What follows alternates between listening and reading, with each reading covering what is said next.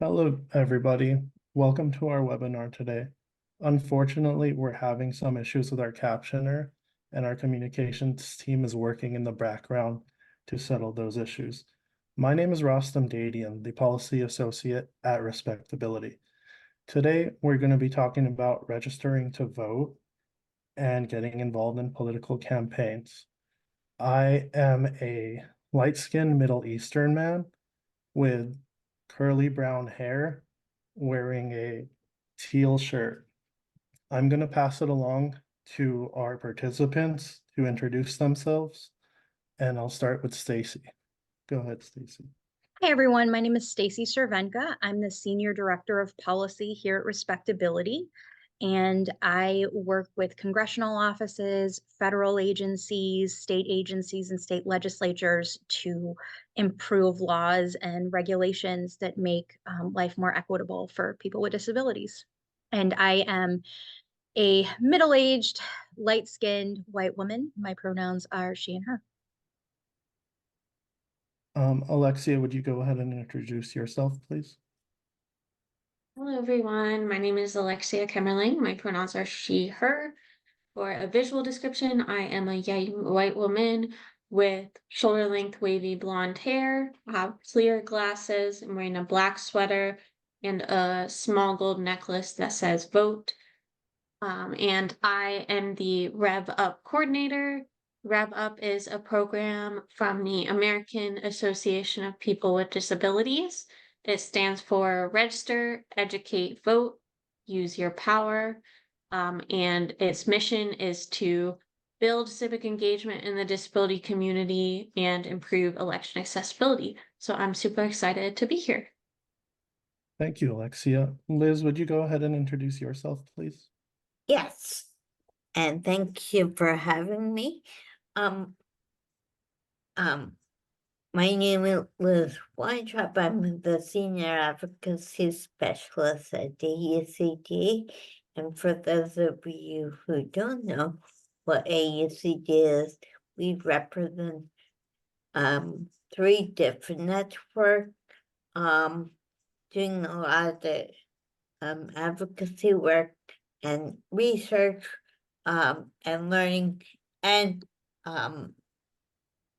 educating future people, the future advocacy advocates in this field, and for visual. And I personally, that's about what EUCD is, but I personally am on their policy team, as well as I'm the host of Tuesdays with Liz, where I attempt to make policy in accessible ways. And for visual description, I'm a short white woman with black curly hair, and I'm wearing red and black turtleneck, and I have white rim glasses. So thanks. Thank you, Liz. So to start off, I have a general question. So what are the most common barriers that voters with disability face when registering to vote? And Alexia, I'll throw it to you first. This is Alexia. Yeah, so this is a great question. So I think that when it comes to barriers in registering to vote, it really depends on what state you live in.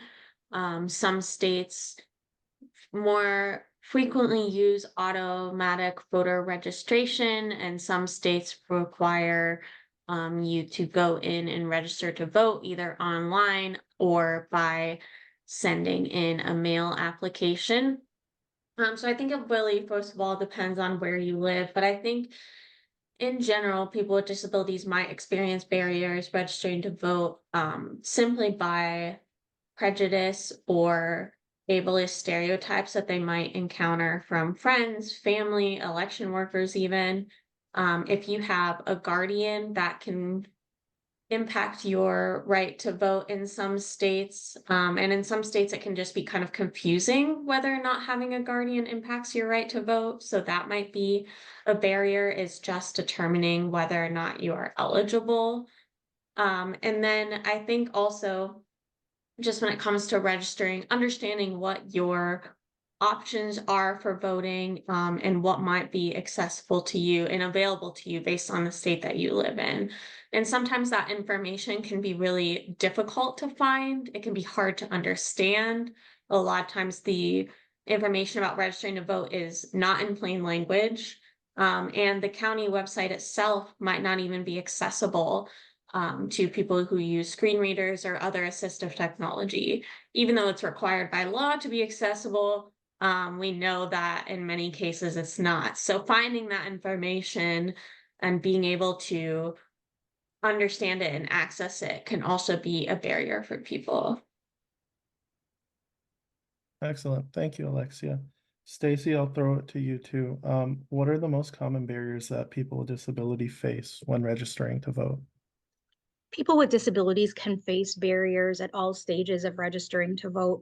As Alexia mentioned, first of all, getting access to the information about how to register to vote can be challenging. That might be because the website, which is required to be accessible, might not be screen reader accessible. So if a blind or low vision person goes looking for how to register to vote, they may have difficulty finding that. As you mentioned, people with intellectual disabilities, cognitive disabilities, people who are non-native English speakers might face challenges based on how it's described on the website. There's also the challenge that people have difficulty accessing transportation in many parts of the United States. So if you are someone who can't drive because you're blind, you're low vision, you have epilepsy, you have a cognitive or intellectual disability, you may have difficulty getting some of the required documents to register to vote. And in more and more states, that's including an ID. So in order to even register to vote, you might have to undertake several steps before you even begin to do that. And so that might involve finding transportation to, a place where you can get an acceptable ID, like the DMV, whether that's taking off work, whether that's securing the transportation. So some states are putting laws in place that just make extra steps for registering to vote, and that always adds challenges for people with disabilities. And again, there's people with disabilities may not be encouraged to vote, whether that's by family or friends or society in general. If somebody lives in a congregate living setting, is the election being talked about? Are people who live there being encouraged to register to vote? Some states actually have laws in place that state that if a person with a disability applies for a program for people with disabilities, such as vocational rehabilitation, certain types of state economic assistance, that they be automatically offered the opportunity to register to vote. I know that's the case in California. So if you apply for VR services, when you apply, your counselor should offer you the opportunity to register to vote. So those are some that I can think of as far as registering. Thank you, Stacy. Liz, the same question for you. What are the most common barriers that people with disabilities face when registering to vote? I think both Alexis and Stacy have talked about the barriers that I have encountered and I have heard of. I just would like to stress about the people with intellectual disability. People often say, well, why would you care? What do you know about these issues? Well, people do need to be educated, and that's an issue that we need to address. And to put it in plain language, and I think Alexis talked about that. When you talk about it an issue that isn't in plain language that doesn't help me or my friends. I don't understand what you're talking about. And so how can I be an educated voter? And I That's a think Liz great, makes, I go was gonna ahead, say, I think Susie. Liz makes a really good point that a lot of people with disabilities there is that thought that, how could you possibly understand these complicated issues? How could you, politics is so complicated, policy is so complicated. How could you understand that? And I think what's important to understand is that as a marginalized population, laws and policies impact people with disabilities even more often than they impact other people, because it's often our rights that are on the table. It's the programs that we depend on. Is the government going to fund Social Security, Medicare, Medicaid, education of students with disabilities, vocational rehabilitation, housing, paratransit programs. So even though people might think, how can you understand these issues? You have a disability. The fact is that it's often our rights and our programs that are on the chopping block. So we are often as interested or more interested than anybody else. And Absolutely. if I can add to your point, Stacy, and I know Rashi wants to go on to the next question. Go ahead. We're one of the largest voting bloc in the country. I think there's 64 million people with disability in the country, and while I go, the disability club is growing every day with long COVID and other kinds of illnesses. And so we need to be the ones who can vote, and we're not. Absolutely. All that being said, Liz, how do you think voter registration can be more accessible to people with disabilities? Well, I think that's a great question. I think plain language is the number one thing.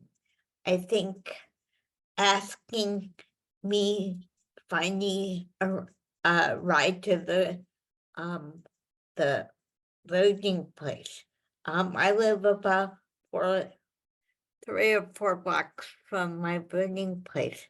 That might not sound like a really far walk for me, but it is. It's hard for me to walk. And for people who use a wheelchair, it's it's sometimes very impossible to do that.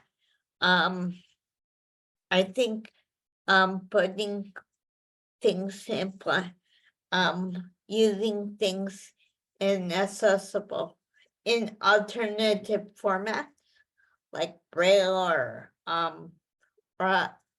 using screen readers, it would be really nice for that. And so I think and also I think that it's really hard. It would be really nice if people would ask me what I needed rather than saying, you need this. I'm the best person to ask. That's an amazing point, Liz. I think a lot of the time the lived experience of people with disabilities are devalued when the people making decisions aren't aware and don't involve our voices. Alexia, I have the same question for you. How can the voter registration process be more accessible for people with disabilities? Yeah, I think one thing that Stacy touched on that we're seeing rise in many states is requirements to have a photo ID to register to vote and to vote. And I think that's a very restrictive policy. It can be difficult and expensive to get an ID. And if you are not a driver, as many people in the disability community are not, it's probably even less likely that you have an up-to-date photo ID. So I think requiring IDs is a restrictive process that isn't needed for voter registration. And kind of along with that, um, sometimes states will require signature match processes to verify your voter registration when you go to check in at the polling place. Or if you are required to sign your absentee ballot envelope, they will try to verify that your signature is the same as your ID. But for many disabled people, it is impossible to produce the same signature twice. And so that puts a lot of people's votes at risk. So that's kind of a piece that starts in the registration process, but is prevalent throughout the whole voting process.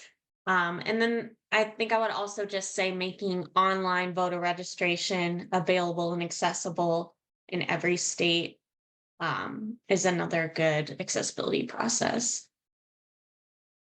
Excellent. Stacy, same question to you. How can the voter registration process become more accessible for people with disabilities? I think part of it is just following current federal law and making sure that your website that explains how to register to vote is accessible to people who use adaptive technology. I think offering people the ability to register to vote online, which many states do, and make sure that that website is accessible, again, to people who use assistive technology. That's really helpful. Being able to register to vote online is an extremely, I think it's extremely helpful to everyone. As Alexia said, sometimes requiring those additional steps, while burdensome to everyone, they tend to be the most burdensome to people in, more marginalized communities. And generally, they're really not needed. I remember when I first began voting in Minnesota, you could register to vote same day. You had to have like 2 pieces of mail or something. And it was, very user friendly. So I would love to see more states. More states used to have same day voter registration where you just showed up with, there was a variety of different types of ID you could show up with, including like a utility bill. So I'd love to see more states go back to that, or states that haven't had that in the past go to that. As Liz mentioned, making sure that materials are produced in alternate formats, whether that's large print, whether that's Braille, electronically, make sure things are in plain language, make sure things are in the language of, voters in that community, whether that's Spanish or Arabic or whatever the situation is. So I think that as far as registering, I think just streamlining the process and making it simpler is always better. Excellent, thank you. So registering to vote and voting is one aspect of the civic engagement process. Stacy, what are the different levels of involvement people can get involved with in campaigns? Sure. Well, if you're interested in getting involved with a campaign, there are many different ways that you can do that. And there are many different jobs that you can volunteer for in a campaign. If you're just beginning this, you might reach out to a campaign about volunteering. Often you can go to the candidate's website. There's usually a volunteer form that you can fill out, and you can check the things that you're interested in doing. And those things might include door knocking. So knocking on doors in your community and saying, hey, I'd like to talk to you about, Stacy Cervenka, who's running for Congress or whatever, and there's block captaining in many areas, meaning that you are kind of sort of in charge of voter registration efforts and getting out the vote, like on your block or in a certain neighborhood. So there's block captaining. There's phone banking, where you call people, you ask them, hey, have you, decided who you're going to vote for? I'd like to talk with you about, candidate Liz Weintraub. She's running for school board. I want to talk to you about her positions. So there's phone banking, there's text banking now, which basically means you have lists and you text people and you say, hi. Many of you have probably already received them. And, they might say, hi, Alexia, this is Stacy from Liz Weintraub's campaign. I just wanted to talk, Liz Weintraub believes in increasing funding for students with disabilities in public schools. Can we count on your vote? So there's at the beginning level, there's a lot of ways that you can get involved. The door knocking, text banking, phone banking, block captaining, maybe handing out water bottles with the candidate's name, or buttons with the candidate's name, or mouse pads with the candidate's name at community events, staffing tables. And then if you're interested in public policy, there are often opportunities at kind of a more national level in the campaign. I've had two presidential campaigns where I've served on the Disability Advisory Committee for the national, sort of headquarters of the campaign.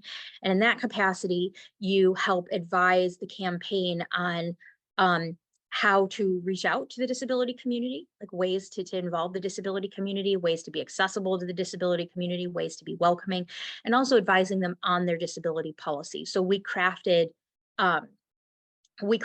documents on, what if this person wins the presidency, what should they do their first day in office? What should they do their first month? What should they do the first 90 days? We had subcommittees on, housing, transportation, employment, and those subcommittees came up with, very detailed, if this person wins office, here's what they're going to do on their first day, or here's what they're going to do in their first 4 years in office.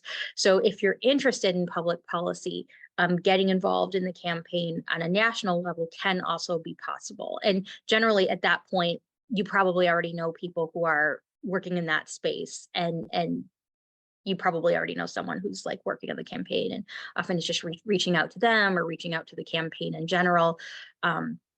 But at that level, generally you're working in the public policy space. And but that's also another opportunity that a lot of people have. Excellent. So Stacey, we rarely see staffers or candidates with visual disabilities. How can we be more inclusive to people with disabilities in the candidate process? I think first, making sure that the people who are recruiting don't have any unconscious bias against people who are blind and low vision. So if you are somebody who is out on the street, who is collecting signatures for a position or for a petition, often you might just let someone who's blind or low vision walk by and not even ask them if they're interested in signing the petition. Or if you're looking for volunteers, like, hey, I'm with the Alexia Kemmerling for Congress campaign, would you like to sign up? Often I might just let people with disabilities, I'm blind myself, but if I'm just a typical, person, I might just let, people with disabilities walk on by and not even consider stopping them to ask them if they'd like to sign my petition or if they'd like to sign up to be a volunteer. So I think part of it is educating campaigns that, people with disabilities are just as able to participate, just as interested as anybody else. There's also making sure that campaigns' websites are accessible so that people with disabilities can, look at the campaign websites and sign up to volunteer. There's also making sure that if you're phone banking or your text banking, often this is done through either an app or like a computer program, making sure that that app or that computer program is accessible, which in recent years, I've always found them to be pretty accessible. Lots of blind and low vision people phone bank and text bank. So I think with people with who are blind and low vision, just making sure that the technology is screen reader friendly is a huge thing. And also just really just having an open mind and realizing that people who are blind and low vision can generally do everything, within sort of the campaign office structure that anyone else does. And you just need to ask them how best, like what they need or how they're going to do it. So I think just having the open mind and asking them in the first place. If you have a friend who's blind or low vision, ask them to be involved. If you see a person who's blind or who uses a wheelchair or who, has any, who's using a walker or who has an intellectual disability and who's passing by, don't just let them pass by. If you're looking for volunteers or if you're tabling and you're looking for volunteers, call them over just as you would anyone else. You might find a very passionate and dedicated volunteer. Absolutely. Thank you. Alexia, same question to you. How can campaigns be more inclusive and welcoming to people with disabilities? Yeah, this is a really great question. And I think one thing that I want to talk about is, campaigns are big fundraising organizations, right? Like they have to start from nothing, they have to raise a bunch of money to facilitate the campaign. And so I think like in those initial processes, budgeting for accessibility right? Like, you know, it might not be costly to provide a lot of accommodations, but it can like cost money. And if you think of those things in advance, it's not going to be a barrier throughout. So if you budget to be able to provide ASL interpreters, um, within your campaign office and at events, it's going to be easier to recruit people from the deaf and hard of hearing community to be a part of your campaign, right? Because you've made accessibility a priority.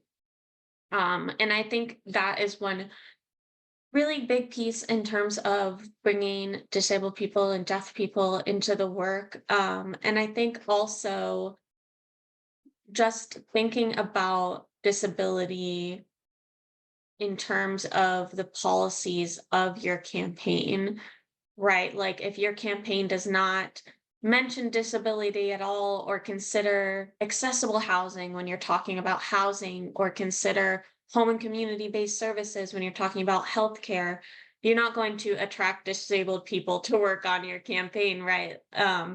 And so I think including those issues within your campaign is also going to help a lot. And along with that, I'll talk about something that I feel is really topical right now in our current campaign cycle, on both sides of the aisle, is just the amount of ableism and ageism that we are seeing used as attacks against candidates.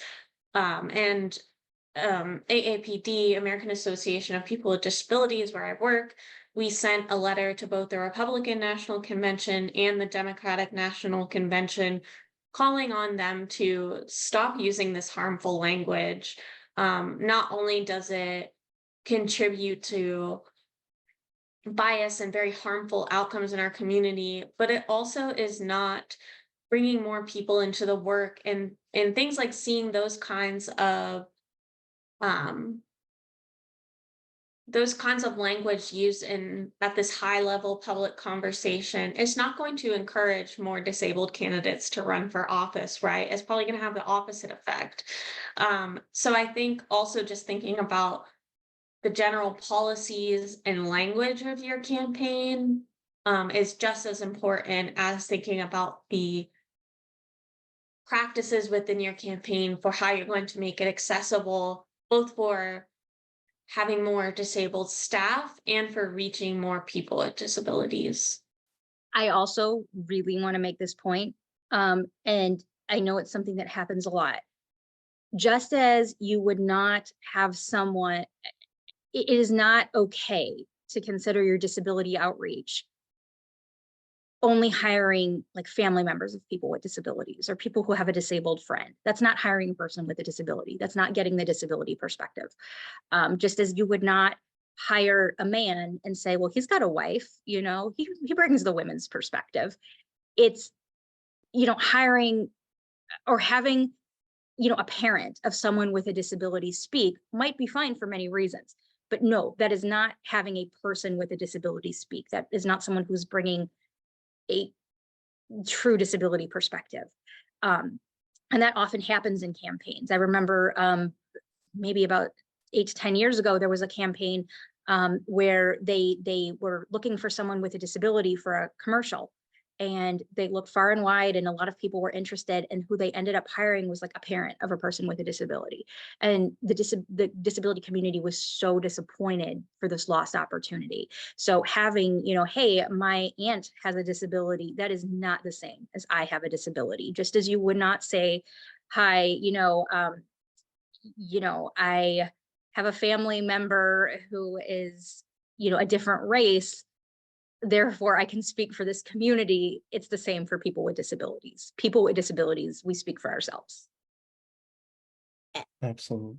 And ahead, if please. I can add to Stacey's point, hiring people with intellectual disability might not be able to read, who might not be able to walk, who might not be able to do a lot of things that a person who got disabled in their later life because of an accident or because of an illness or whatever, it's not the same as you need to understand about people with intellectual disability as well. You can't just say, well, I hired a person with a disability. You told me to hire a person with a disability, and I picked someone who got in an accident in their teens or their 20s or whatever, and they're paralyzed from their waist down, but they might be as smart as anything, but in my book, that's not the same as my kind of disability, who I never have gone to college. I have never had letters behind my name. And I don't feel sorry for myself anymore, but I'm just saying that I'm here at the table and I deserve to be at the table. Excellent. Thank you for that. So, Liz, based off of your YouTube series, what do you think policymakers have done right to serve the disability community? Thanks for that question. And I have interviewed probably 15, 20 Hill members of Congress. I think that they have listened to us. I just interviewed a person, very influential member of Congress in their field, and in the developmental disability field. And I can tell you that he looked me in the eye. He tried to use plain language, although it's hard because people don't understand by plain language. I think just being on my show, they want to be on my show. And why would they want to be on my show? It's all about people with disability. The host has an intellectual disability, and it takes me time. It takes me time to ask a question because the way I talk it, the way I talk. But people just be patient. Does that answer your question? Absolutely. Thank you, Liz. I think patience and kindness and inclusion is something that everybody can learn from, and getting people with disabilities involved from the start is a great way of creating inclusion in campaigns. Yes. Alexia, I want to talk a little bit about art and storytelling in campaigns.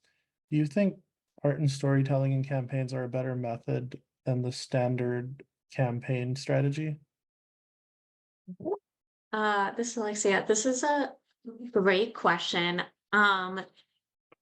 So I think that I want to, I have my personal opinion, but I'm gonna twist the question a little bit on that word better. I think that, anytime you're thinking about advocating or campaigning, or whatever it may be, you have to think about, like, who are you trying to reach and what do you want them to do? And I think there's so many different answers to those questions that are going to tell you what is the best action to reach those people and get them to do the thing you want them to do. But I will say that from a standpoint of engaging people who maybe aren't engaging, or changing someone's mind on an issue that might be hard to change their mind on. I think art and storytelling are sometimes the most effective ways to do those two things, because those can be really hard tasks to accomplish. And the way I kind of think about this is, you know, if I asked any of the advocates that I'm on this panel with, you know, what was the moment that made you get involved in advocacy? Stacy and Liz are probably not going to say, oh, it was an email I received. Oh, it was a tweet I saw and I retweeted that tweet and now I am an advocate full time. Oh, it was like, you know, a press release I saw or a phone call. It doesn't mean that all of those things are not effective for building momentum or sharing information. But when it comes to really reaching someone and, you know, pulling them into the movement or getting them to take an action, we usually all have like personal moving stories about what pulled us in, right? And so that's why art and storytelling can be such great tools for that, because it's, first of all, it can be a very accessible medium, right? Like you don't need a college degree to enjoy art. You don't need a specific background to engage with, you know, a theater piece or something creative. Um, so it's accessible in that anyone can find something in art and creative work. And with storytelling too, it also brings in that personal piece, right? It's much easier to care about an issue if you yourself or someone you know or someone you know of is directly impacted by it. So I think all of those are, you know, pros for creative campaigns, but I won't say that other tactics aren't also necessary. It just depends on like what you're trying to accomplish. And I'd like to really quickly say, and Rostam has probably heard me say this many, many times, but I often talk about when you're lobbying or when you're advocating for with elected officials in their offices, it's often good to have at least one really hard hitting, you know, statistic or factoid and one really good story, because Hill staffers, voters, whoever you're trying to convince, they're all just people and we're all different. And some people are really motivated by statistics and hard numbers, and they don't want to hear a story. They just want the hard facts. So for those people, that's what you use. And for some people, it's difficult for them to understand, like, what do all these statistics mean? They're just numbers on paper. So having that story is really helpful. So I like what Alexia said about, it's not about better. It's, you have to use, that's one strategy that's often ignored. But you have to have a variety of strategies. Those are all excellent points. I think sometimes people don't realize how policy affects every area of life. But Alexia, I want to go back to you and kind of dig into like some other creative ways of campaigning. Are there ways of campaigning that people, the general public, wouldn't necessarily know about that would seem surprising to somebody that's just getting involved in the policy process?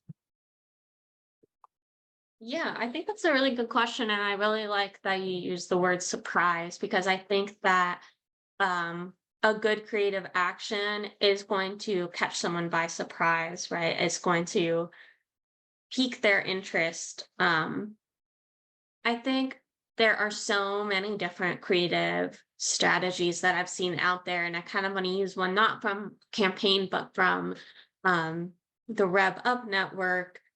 So we are a national movement, but we have coalitions at the state and local level. And one of our partners in Rev Up New York, the organization Self Advocates of New York State, they do a really cool organizing strategy where they have voter registration drives, but instead of just saying like, you know, come to this event to register to vote, because like, you know, if you're not interested in voting already, why would you go to that? That's not very like exciting. It's not going to pull you in. What they do instead is they host the Great Peanut Butter and Jelly debates. and they have like a whole mock debate with like fake candidates about peanut butter and jelly sandwiches. And then they work with the county boards of election to have actual accessible voting machines there. And so then after this like very over the top debate by self-advocates on a fake topic, then people actually go and vote on a real ballot marking device for what they want to win. And so, and then they register to people to vote after the event, right? But it's very creative because it takes this topic that is kind of goofy, but you need no background knowledge. Everyone knows about peanut butter and jelly sandwiches, right? But and then you get experience with a voting machine and you get to register to vote, and all of a sudden you're like civically engaged, even though you just came for this like funny fake debate, right? So I think that is like a very like surprising and creative event that I really love. I love that. I want to be involved in that. That's amazing. Yeah, that's so cool. You're giving people the opportunity to actually get involved in the process that might seem cumbersome or scary to them in the first place. What an amazing thing. So voting is one aspect of civic engagement. Are there resources or support systems that people can find more information or get involved at the local, state, and federal levels? And Stacey, I'll start with you. Sure. Well, the first piece of advice would be to look at, each candidate's website. So if you're watching TV or you're listening to the radio, or, you're driving by and you see a sign and there's a candidate that interests you, the first thing to do is go to their website. Hopefully their website is, screen reader and adaptive technology accessible. And find out how they describe where they stand on the issues, see if that resonates with you. Then you might also go to the organizations that you maybe admire, like whether it's a disability rights organization or environmental organization or a housing organization, or any organization that you contribute to or that you have a place in your heart for. And often they have like report cards for candidates. Of how they're voting on the issues that this organization cares about. We don't have one here at Respectability, but let's pretend that we did. We might say, okay, how does this candidate vote on voting accessibility? How does this candidate feel about disability employment? How does this candidate feel about communications technology accessibility, or improving the increasing the asset limits on SSI? And based on how they feel about those things, we give them a grade or a score or a percentage. And that helps people with disabilities know, or the people, our stakeholders know, hey, this is how they're doing on the issues that we care about and we know you care about. So, and that's the same for disability organizations. That's the same for a lot of different organizations. So I think, finding out where the candidates stand is in, using the internet is really helpful. As far as how to register to vote, frankly, I mean, with Google, you can just write, you can just type in, how do I register to vote in Nebraska, or Nebraska voter registration? And basically it'll take you to the page. So with the internet, we do have a lot more information at our fingertips. And then of course we also have, initiatives that I'm going to let Alexia talk about, like Rev Up, like some of the work that Respectability is doing, where we're providing resources such as this webinar and additional resources that we're going to be providing throughout the year that help people know, where to sign up to vote, how to sign up to vote, what information they might need. But generally, if you just Google, registering to vote in Maryland, you'll be taken to a website where, and often it's your Secretary of State's website, where you can get information on, what you need to do. Thank you, Stacey. Liz, same question to you. What are some resources that people with disabilities can use to stay informed around voting on the state, local, and federal levels?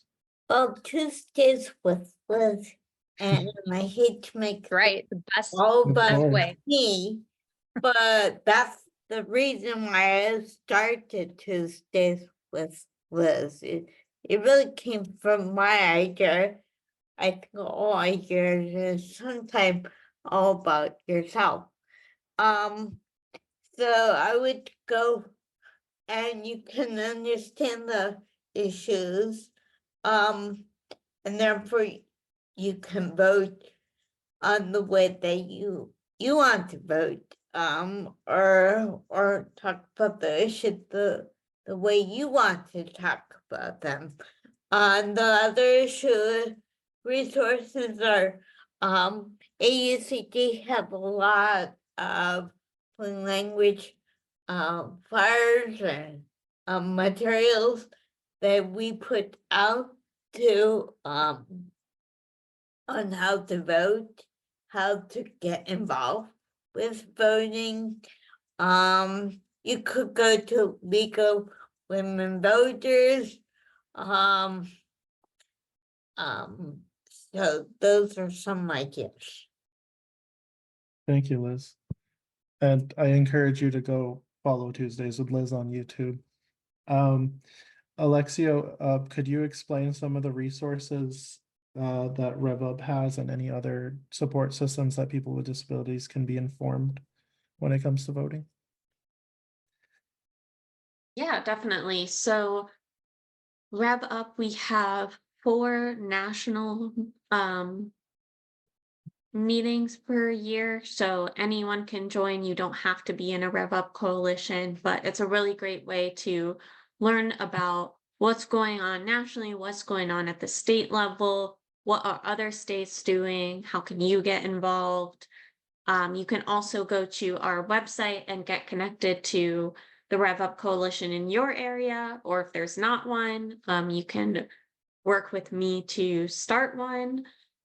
We also have a number of resources on our website just about voting and improving election accessibility. And, when we talked earlier about the availability and accessibility of language around how to vote and how to register a vote being a barrier, RevUp creates state guides for disabled voters for all 50 states and Washington, D.C. That answers how to register to vote, where, when, and how to vote. And these are reviewed for plain language with plain language experts. Liz Weintraub has actually been one of our reviewers in the past, but we keep expanding each year how many people we get to review them so that they can become more and more accessible. And that is a big resource that we produce that I think a lot of folks use, but I think really the best way to get engaged is to meet other advocates, and coming to those RevUp meetings or joining a coalition is a really great way to do that.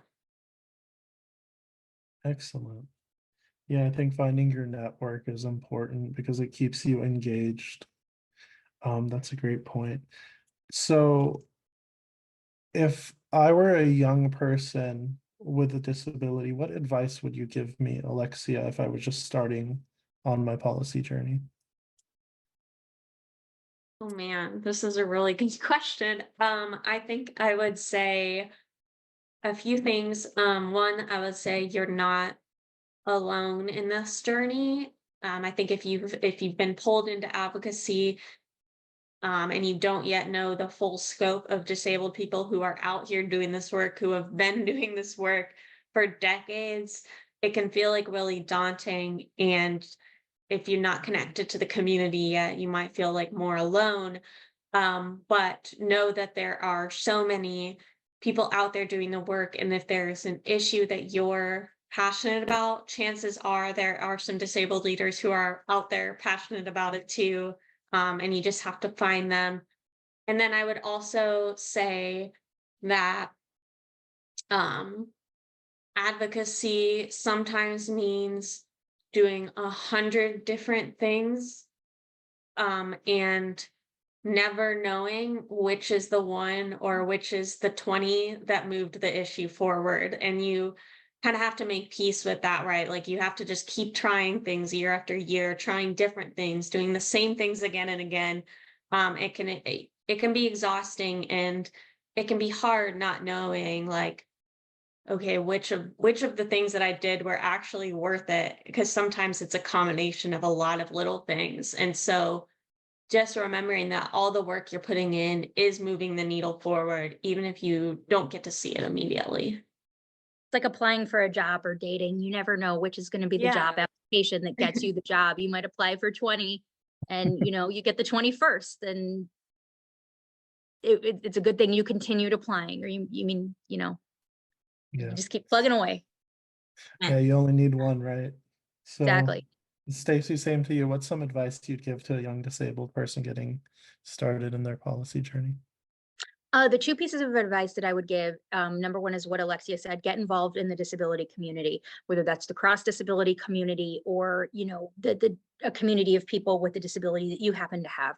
For me, that was getting involved in the National Association of Blind Students and the National Federation of the Blind. That was how I got involved in policy in the first place, going to NFB Washington seminars, getting involved in the National Association of Blind Students. It was actually through the National Association of Blind Students website that I learned about the AAPD Congressional Internship Program. And if I hadn't been on that listserv, I never would have heard of it. And I would not have interned for Senator Brownback. I would not be in this career, truly. So get involved in the disability community, whatever you feel comfortable with, whether that's cross disability community nationally, whether that's your particular disability nationally, whether that's something local. Find a space that feels comfortable and right to you, and that resonates with you, and is going to motivate you and make you want to do the work and want to contribute. I also suggest, as I plugged earlier, the AAPD Congressional Internship Program. Even if you don't think that you want to work for Congress, it's an excellent way to learn about how Congress works. And when you are dealing with policy, you know, that's what you want to know, like what's going to move Congress or what's going to move your state legislature. So the AAPD Congressional Internship, and again, that's Alexia's organization, the American Association of People with Disabilities, is just an excellent program. It's launched many careers in public policy, including my own. So I would certainly recommend that one. And then just generally speaking, you know, of course, you can get involved in your own community in any way. I mean, whether that's, you know, if you are really interested in, you know, education, go to a school board meeting, make a comment as a member of the public. You can go to your city council meeting and you can make a comment as a member of the public. If you want to say, stand up as a member of the public, you know, usually you have to like sign up, and there's a time during the meeting at the end or at a certain time, and say, you know what, I want to let you know that like our city is not as ADA compliant as it could be. There's not enough curb cuts. It's not very wheelchair accessible, or, you know, we need whatever it is. You know, go to those meetings and make your voice heard.